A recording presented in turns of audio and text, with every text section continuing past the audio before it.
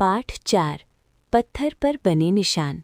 बात उस समय की है जब पढ़ने के लिए आज की तरह विद्यालय नहीं होते थे। पढ़ाई के लिए गुरु के पास ही रहना पड़ता था। बालक वरदराज 5 वर्ष का हो गया तो उसके पिता ने उसे पढ़ने के लिए गुरु के आश्रम में भेज दिया। आश्रम में कई बालक पढ़ते थे। वे पढ़ाई के साथ गुरु की सेवा भी करते थे। वरदराज पढ़ने में कमज़ोर था। वो जो कुछ सीखता भूल जाता था। उसे कुछ भी याद नहीं रहता। उसके सभी साथी आगे बढ़ गए। वरदराज 3 साल में भी आगे नहीं बढ़ पाया। गुरुजी ने उसे अलग से भी पढ़ाया, समझाया, पर सब बेकार रहा। उसके सहपाठी उसे छेड़ते।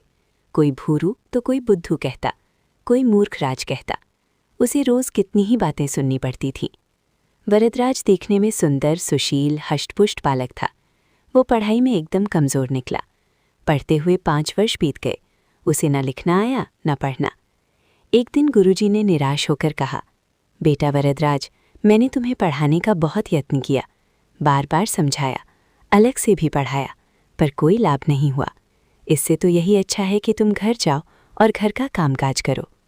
वरदराज के पिता बड़े विद्वान थे। वरदराज यही सोचता रहा कि वो पिता को क्या मुंह दिखाएगा। उसने अपने सामान की गठरी बांधी, गुरुजी के चरण छुए और आश्रम से निकल पड़ा। दोपहर हो गई, उसे भूख लगी। उसने गठरी में से गुरुजी का दिया हुआ सत्तू निकाला और खाया। सामने ही एक कुआं दिखाई दिया। वो पानी पीने कुएं पर गया। वहाँ पर कुछ स्त्रियां पानी भर रही थीं। वो कुएं की जगत पर पहुंचा। उसने देखा कुएं की जगत पर रस्सी खींचने की जगह निशान बने हुए हैं। उन्हें देखकर वरदराज के मन में जिज्ञासा हुई। उसने स्त्रियों से पूछा, ये निशान किसने बनाए? उसकी बात सुनकर स्त्रियां हंसने लगी। उनमें से एक ने कहा, ये बनाए नहीं, ये तो कुएं से पानी खींचते समय रस्सी की रगड़ से बन गए हैं।